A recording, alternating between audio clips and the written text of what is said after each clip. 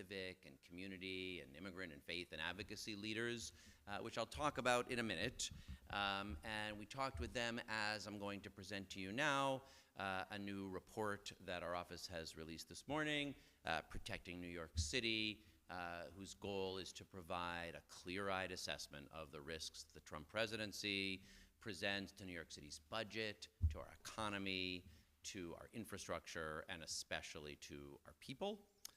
Last week, as you all know well, America made a choice that is going to be felt in every corner of the world, including very much right here in New York City.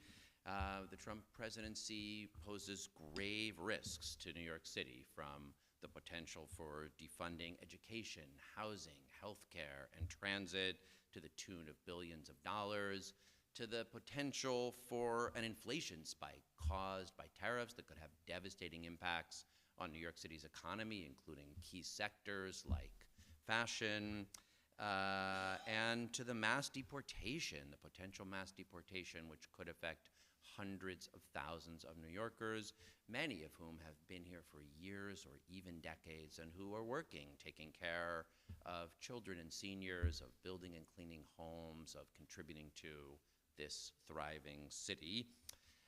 New Yorkers have faced many challenges before, and they've often been, as this one is, tied up with the history of the nation itself, and those have presented grave harms and risks, and also opportunities for New Yorkers to come together and step up. I don't say any of these as though they're metaphors or examples for what's happening now, but just to remind us of our history.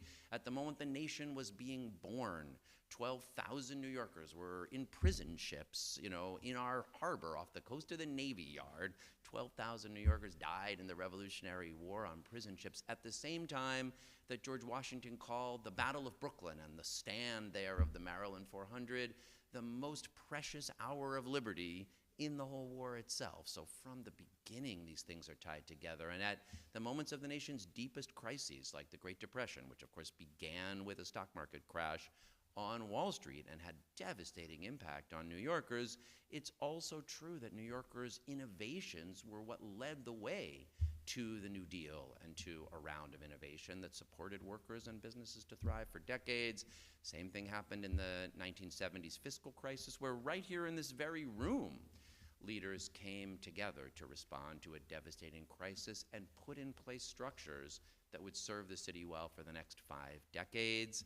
In our own lifetimes and experiences in New York City, 9/11, the great financial crisis, Superstorm Sandy, the COVID pandemic, all of them presented a set of threats and risks and challenges, very grave ones to New Yorkers, and at our best in all those cases, New Yorkers came together, looked at the risks clearly, recognized that it was by building from the diversity, the creativity, the talent, the strength that is in our neighborhoods, that we protect the city we love, that we protect its vulnerable people, that we don't let go of anybody's hand, that we move forward into a stronger future. And that, as grave as the risks seem, is what we're called to do today. So what we do in the Comptroller's office is provide accurate information that makes it possible for New Yorkers to understand what are the risks we're facing, how do we quantify them, how do we take a look at them. So our team got busy after last Tuesday, and today is releasing this report, Protecting New York City. You all have it. It's an extensive compilation. None of it is predictive. We don't know exactly what will happen. But what it builds from is the experience of what happened during Donald Trump's first term in office, what we could find, such as it is on the campaign platform and website, and in more detail, the Project 2025 playbook. And from there, we present the set of risks to the city's budget, to the city's economy, to our infrastructure, and to a set of vulnerable populations in New York City. I'll go through it briefly. I'll talk a little bit about what happened upstairs and the dialogue that we had, and then I'll be glad to take your questions.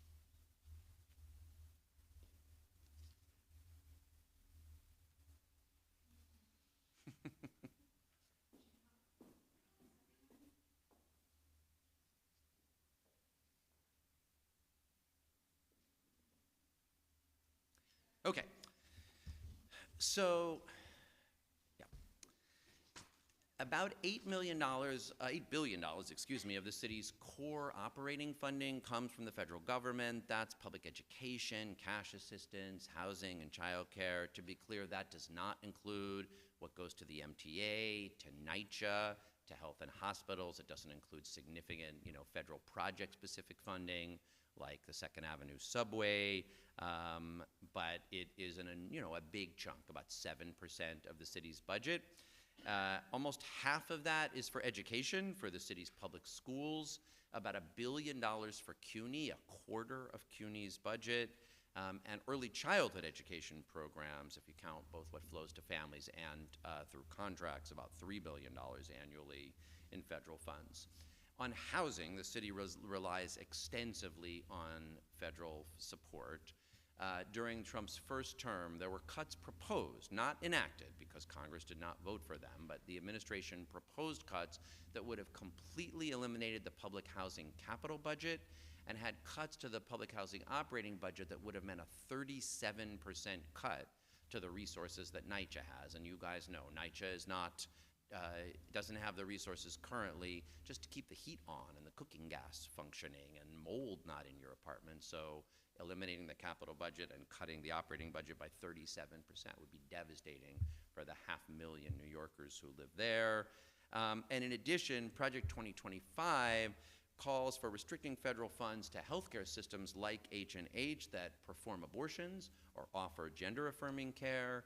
H&H serves 1.2 million New Yorkers every year. And this last point, I think, is important to recognize the connection between the budget risks and the places where the Trump administration is likely to take a policy approach to budget, to say, yes, it may be that the money we were sending you is neither for abortions nor gender-affirming care, but if your institution continues to provide them, we're going to cut all the funding that you get.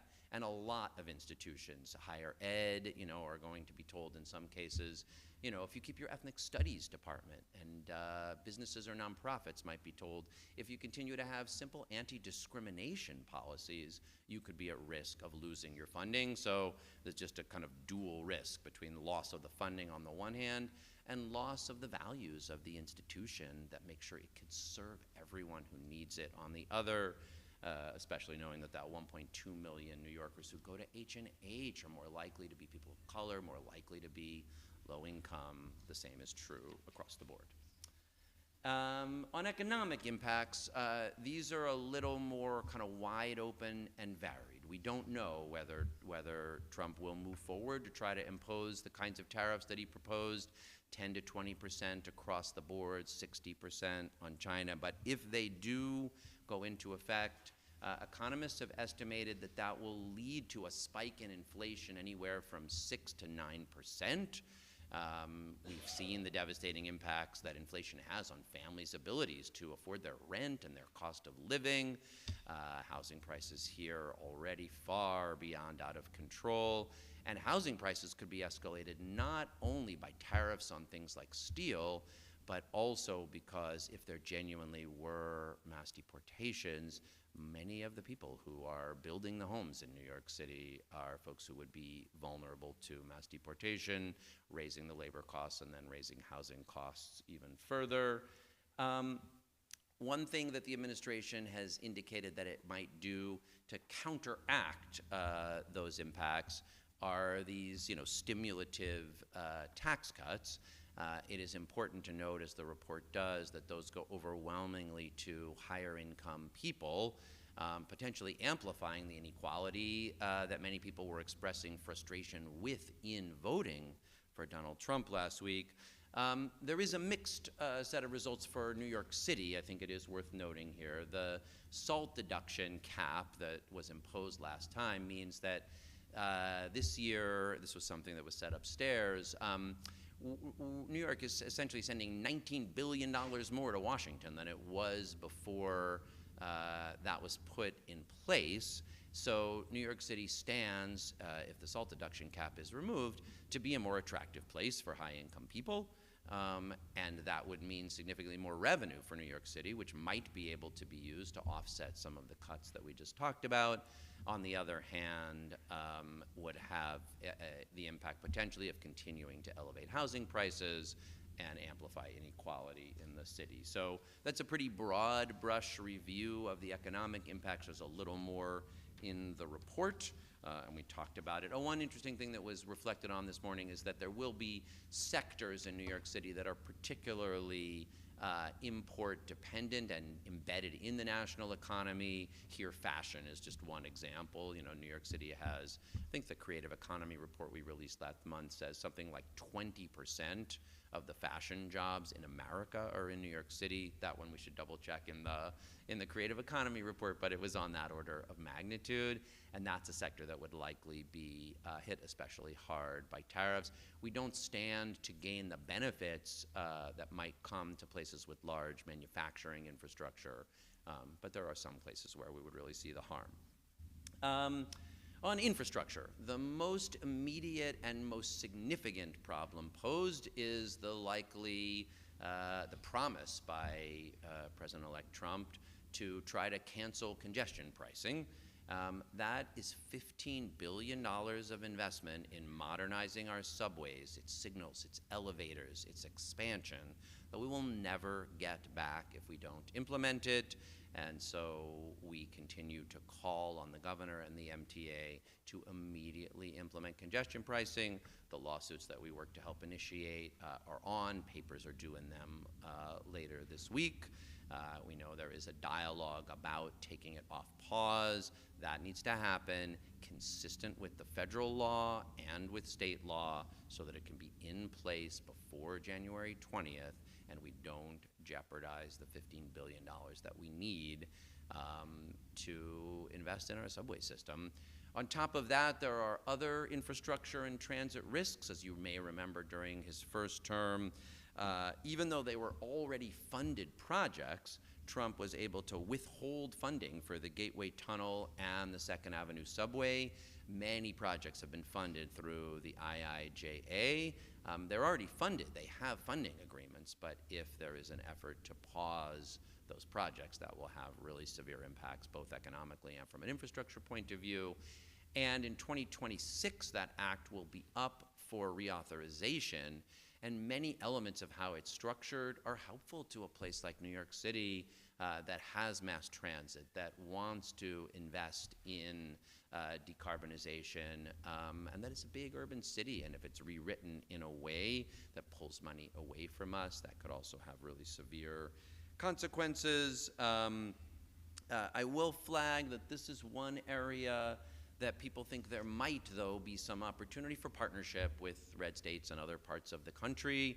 The majority of investments from both the Inflation Reduction Act and the IIJA have gone into red states. They would also stand to have a lot to lose, and there may be room for strategic and unusual coalitions to preserve essential infrastructure funding for New York City.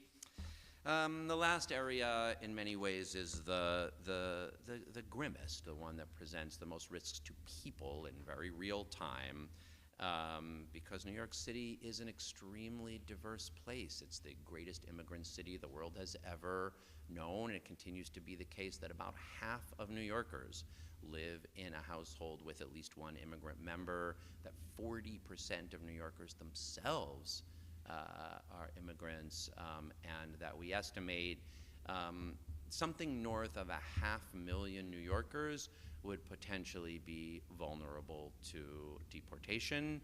About 100,000 of those are folks who have DACA or TPS, folks who have been granted a temporary status, who in many cases are here, have been working in their jobs for a long time, are doing lots of things that our city's economy relies on. And then in addition, we have, of course, the now something like 60,000 people who have come here seeking asylum who are in the city's care in our shelters, something that was not the case in 2016 and requires new thinking and planning different from last time. And I think, again, it's worth just remembering that has devastating impacts on individuals, would tear families apart. There are communities in New York City that are deeply populated by folks who are here recently or connected to them. It would have devastating impacts on our economy. Yeah, and like the Statue of Liberty is right out there in our harbor. So that's a big one. It's also true that there are many other threats as well. Here, abortion care, reproductive health care, gender-affirming care, and support for health care to all the institutions that provide it, as I mentioned before, seems like a real risk. So this is not just a threat for people in red states.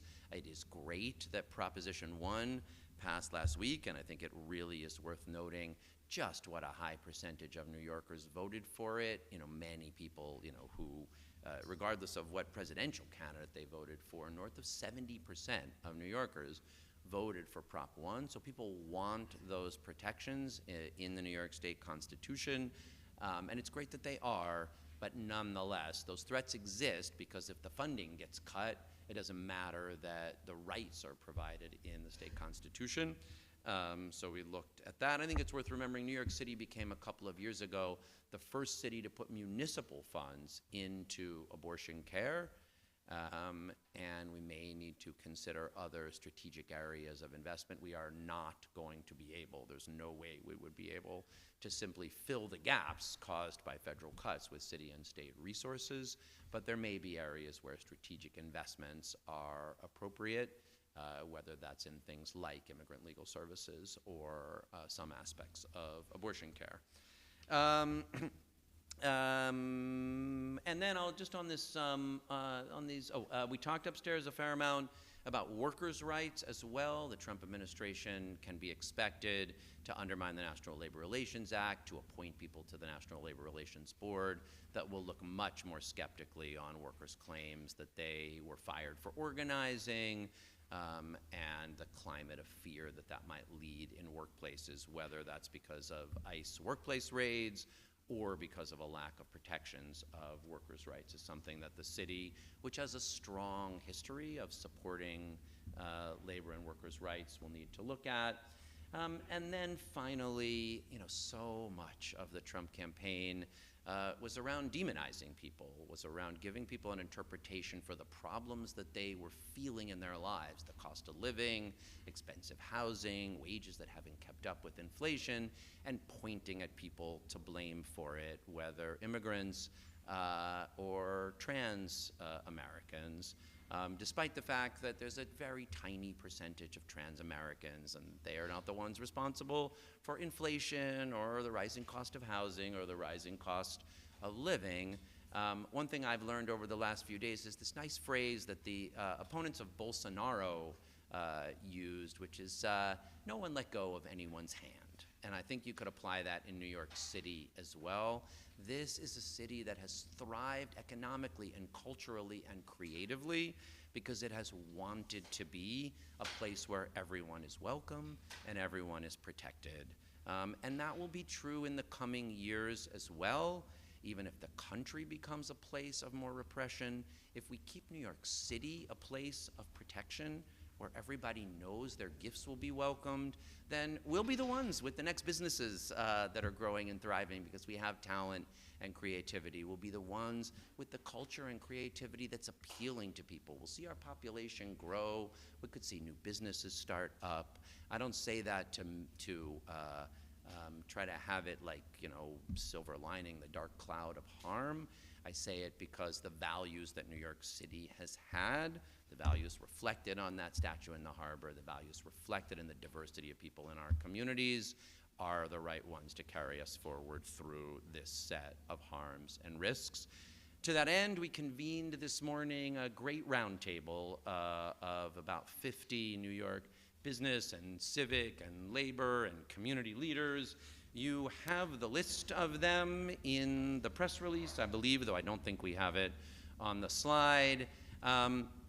It was a first gathering, and we operated under what are called Chatham House rules, so we're not attributing anything anyone said to any particular individuals, but I guess what I can say is this. There are people there representing really diverse constituencies. Some people from immigrant organizations whose members are fearing whether they're going to be deported. Some people from healthcare institutions worried they won't be able to provide healthcare to their patients. Some people who are the leaders of businesses that have made this town their home and thrive from it and would benefit from the repeal of the SALT deduction cap and are thinking, what are opportunities to move forward? People had a lot of different takes. It was a thoughtful, engaged discussion with some agreement and some disagreement, different perspectives on what makes sense to do.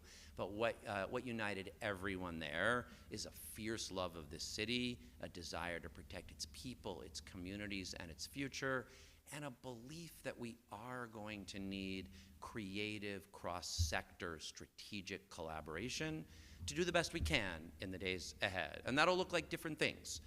There's some actions we can take right now, like getting congestion pricing going, so we can invest in our subways even if federal infrastructure funds are cut down the road. So there are some things we can do proactively.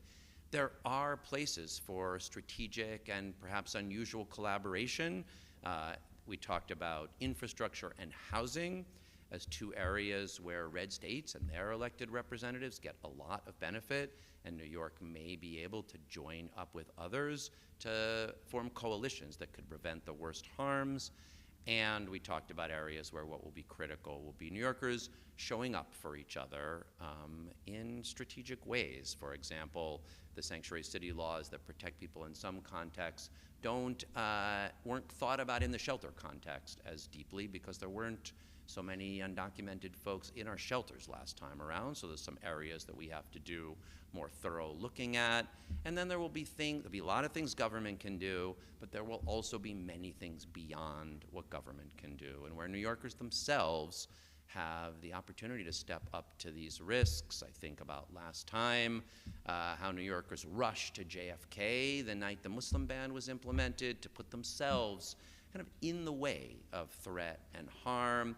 We don't know where that might be here. Will there be National Guard troops that come to the Roosevelt Hotel?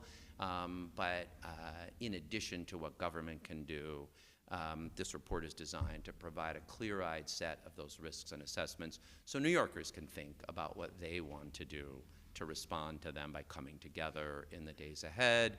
Again, what united people at that table and what I really believe unites New Yorkers, regardless of who they voted for last week, regardless of where their families are from, is just a fierce love of this city. It is not always the easiest place to live. And when you got cost of living challenges, boy, this is a place to have them. And yet we love this city and what it stands for. We work really hard to make it work across all those messy lines of difference. And when we are able to come together to do that, we provide a platform for a kind of thriving and creativity and prosperity that is amongst the best that have ever existed on this planet. And we're going to fight really hard to keep that true in the days ahead. Thank you very much for being here, and I will be glad to take your questions.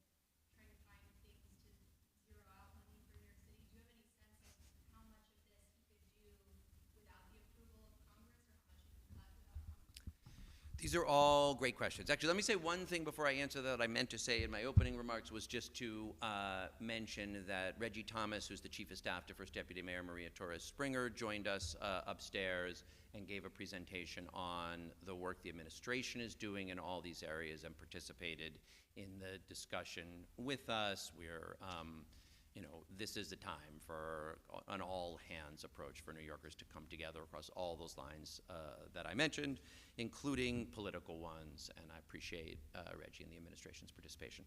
We are working to get the answer to your first question. It's not, some of those aren't city entities themselves, like the MTA, And in a lot of cases where it's one-time infrastructure project funding, it's not so easy to put into kind of what percent of the budget it is. So we're essentially launching ongoing research, and if you have things you want us to look into, I can't promise that we'll be able to get to all of them, but this is one that we're already looking at, is to try to provide some clarity about the impacts on those other agencies and to try to provide some way to separate where it's an operating impact from where it's a one-time capital project impact, and we will be looking to provide that information more fully. And then your second question was? Oh yeah, Mulvaney and the, yeah, this is a real concern. So the report does look at those things where congressional action is needed, like cutting the public housing capital and operating funds, but it identifies some things like the withholding of project funds that had already been authorized for the Second Avenue subway and the Gateway project as areas where they were able to withhold administratively. So some of that is in the report as it is, and I think that's another area where we'll be looking to drill down and think about what can be protected. It's obviously not so easy to say on a kind of case-by-case basis. Congestion pricing is a real example here. The odds of it succeeding, if we get it turned on before January 20th and have the federal signature needed on the VPPP, on the final agreement, obviously goes way up. Then it's been signed. Does that mean that the Trump administration couldn't turn around and seek, whether through litigation or some administrative thing, to try to pull it later? Of course they could. The place where we've got the best efforts to make common cause are on things that would require legislation. But even there, we share with red states the need for utility scale renewables and infrastructure investment, but much of what made the IIJA work for New York City are provisions that could be stripped out when it's reauthorized in 2026.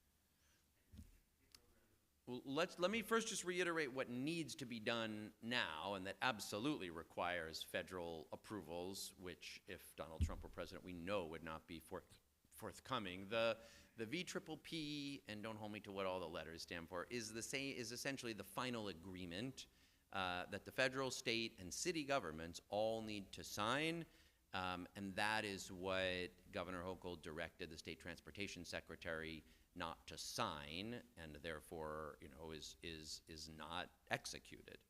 But that needs all three. That needs signatures from the federal, the state, and the city government, and today it doesn't have them. So we needed to get all three of those signatures on the program, have the VPPP executed, and the program begin.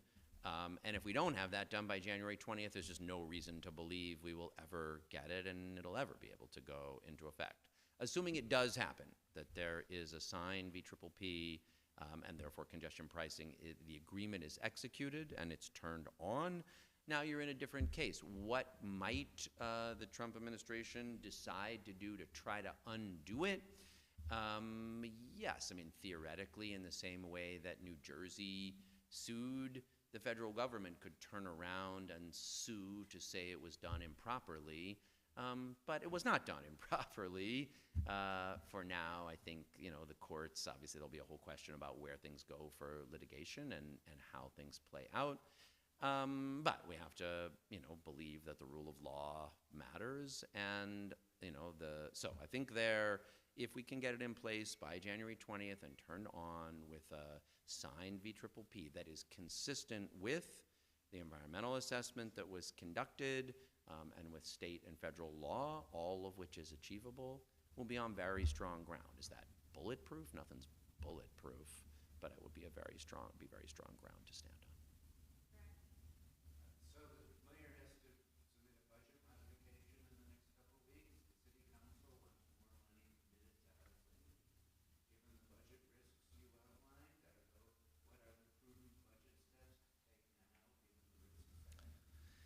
That is a great question that this report is designed to help answer.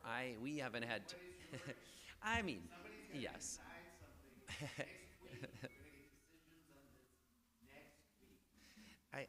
I guess I'll say the following.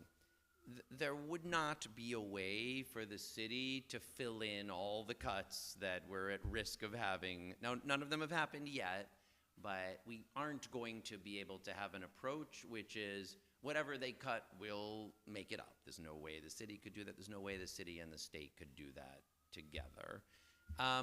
But that doesn't mean it wouldn't be strategic to shore up some key areas. And I guess I'll give you a couple of thoughts, let me just say it like that. It sure seems to me that immigrant legal services are an appropriate thing for the city to be investing in. We know that's a place where the administration is gearing up. And New York has tried in the past to provide, if you have filed an asylum application, especially if you've been able to get work authorization, if you have a status, you're in a lot better shape than if you don't. I think there's some things to look at there. And I think there might be some places where even if investments are symbolic, like in abortion care, they might be worth making. It turns out that even in red states all over the country, they want to see abortion care protected. And maybe if people see, oh, New York City actually is investing in, I don't know what it is, stockpiling mifepristone or investing in abortion care, it might encourage other cities and states. So I think we can't do it at the broadest scale. We're not going to be able to solve every problem. But finding places where there's a strategic reason to make an intervention seems appropriate to me. I'd rather do things like congestion pricing that if we can do them quickly will bring us billions of dollars. So that does seem to me step one. And I don't know what the council is exactly proposing for the mayor, but we'll be glad to take a look once it comes out.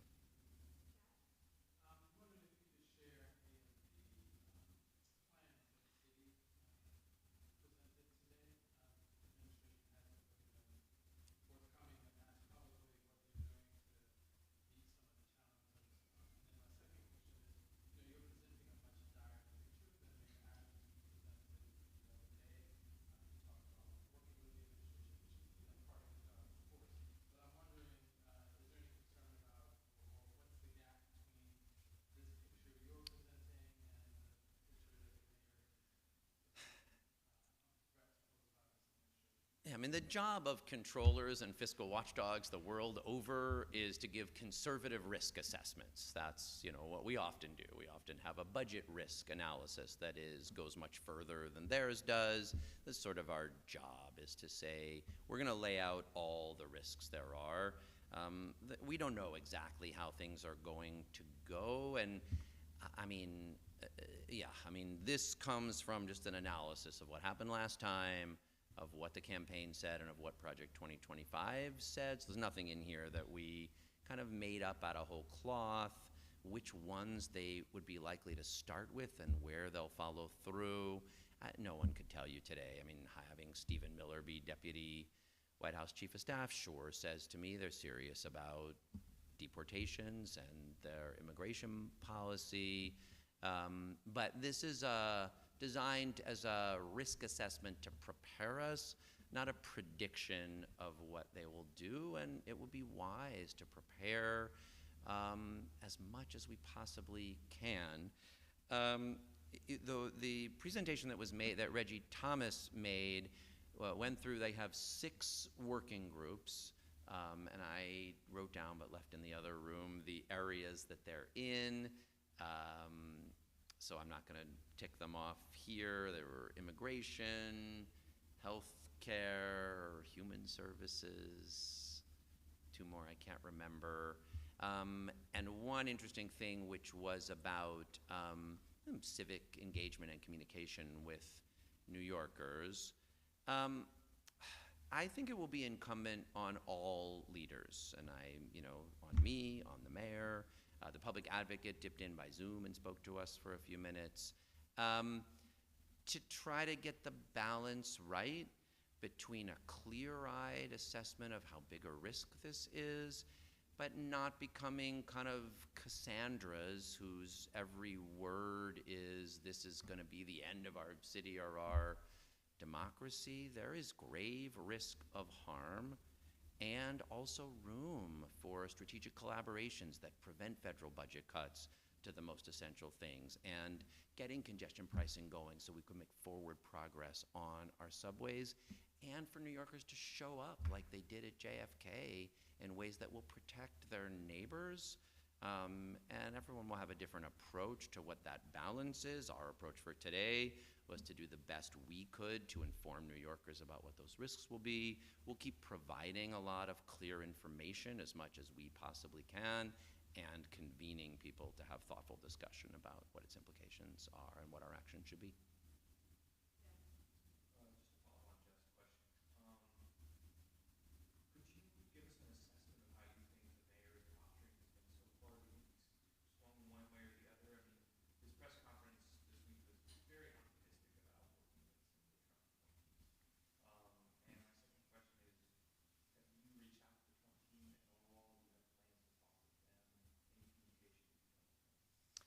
I have not had any communication with the Trump team.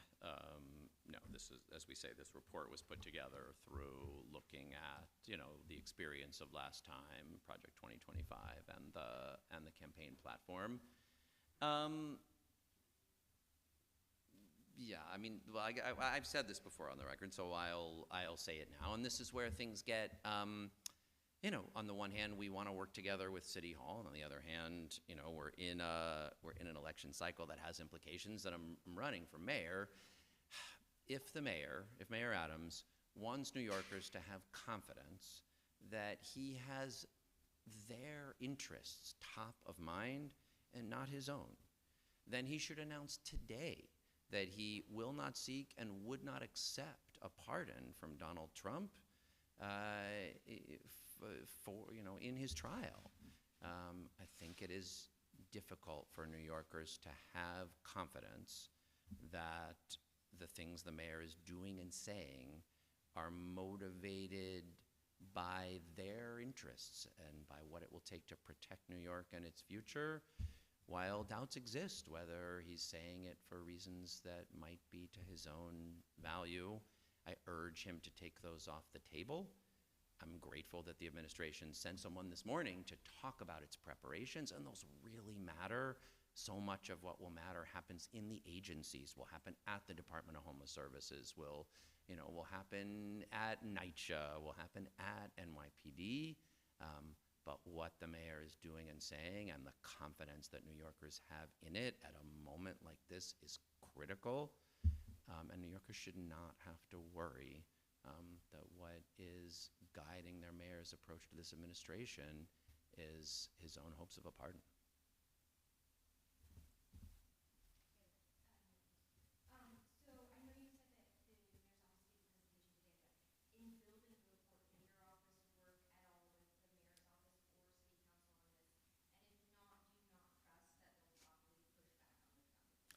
Well, this is a risk assessment. So what we did here was just try to compile what risks we think the Trump administration poses to New York City. So that my team did, and we trust the mayor and OMB's, view of the budget. They have a view of the city budget. I mean, and the mayor, if you'll see last week, I think Deputy Mayor Torres Springer had a very comparable number. I think that 7.92 billion is the same number we have as theirs. So the fact that we just compiled this ourselves is more kind of how the Comptroller's Office does its reports. We do our analysis, we put it out. Often it's highly comparable to what the administration or the council will say, especially on budget analysis. And then where there's differences, that's what people work on and talk about in the days to come. So I think that will happen here. From the presentation that, that Reggie Thomas gave, it sounds to me like the administration's assessment of the risks is pretty broadly comparable to our assessment of the risks. That's a good place to start. What action will look like to do something about it is the question that will be determined in the coming days.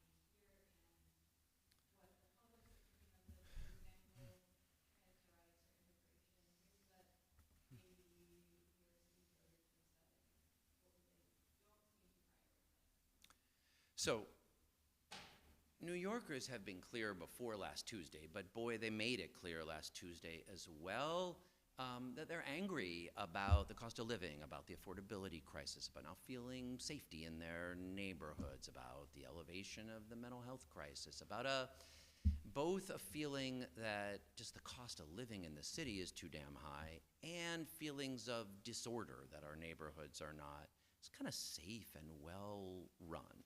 So I think that was true before last Tuesday. That's what I really heard in New Yorkers swinging to Trump is we want cost of living addressed, and we want safety and security and some order in our neighborhoods. That takes a lot of different forms in New York's communities. That's what I believe people were crying out for, and I really do think it is important for New York's leaders to be responsive, to run the city better, to deliver on the bread and butter issues that working and middle class New Yorkers are pissed off about. Much of that is why I launched my campaign for mayor. I don't think Mayor Adams is delivering effectively on those issues, and New Yorkers are hungry for the 3K and pre-K programs they're promised will actually be there, so they save thousands of dollars. They're hungry for housing to be made more affordable. They're eager for more safety in their neighborhoods to get so that mentally ill homeless people aren't sleeping on their stoops and in their subways. And we have to listen to that and run the city better to deliver a safer, more affordable, and more livable city. I really believe that. At the same time, I don't think that most New Yorkers believe that the reason their rent is too high or their 3K seat is not available or a mentally ill homeless person is sleeping on their subway car is because we have gender-affirming care in our hospitals or because we welcome trans New Yorkers to work in our workplaces and let us know what pronoun they would prefer to be referred to by. I just don't. And in fact, I think like New York values are to be welcoming and inclusive and to build a thriving and diverse city. That's what this place is. It's why the Statue of Liberty is in the harbor, and I think it's what attracts people here. If you fail to deliver on the bread and butter issues, then people get mad, and then they are vulnerable to having their anger mistakenly focused on individuals that they might not know as well or fear. But the New York answer is not to give in to that fear or to leave people behind or to demonize people or to shut our doors. The New York answer is to run the city better so that people will be able to see their future here, know they can afford the housing, know their communities will be safe. And like that's a way not just to have our values be like words out there on the pedestal of the Statue of Liberty, but to show we could actually make them work.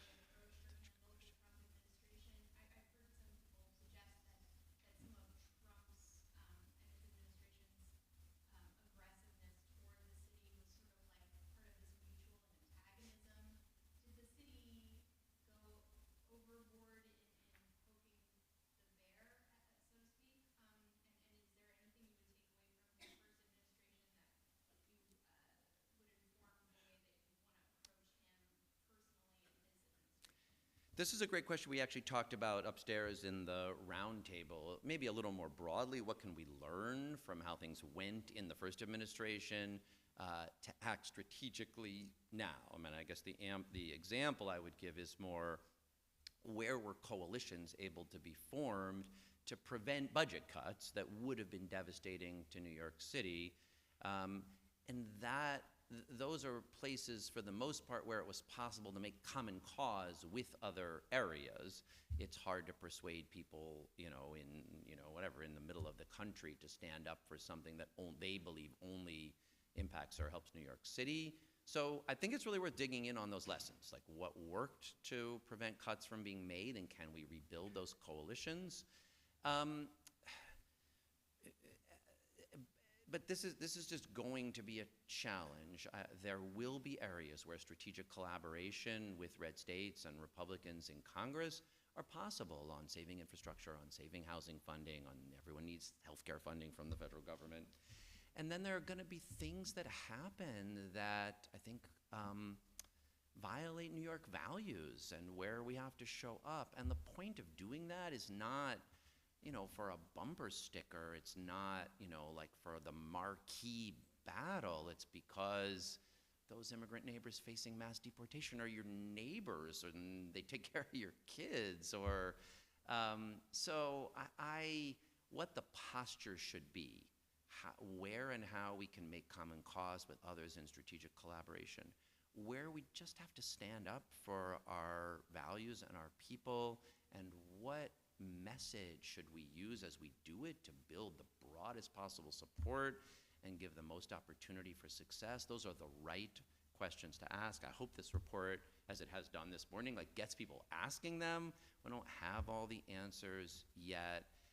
The other thing the report is designed to do is really be about what the consequences are. You know, we've just come through a campaign, and of course campaigns are fights, they're battles, they're about symbols.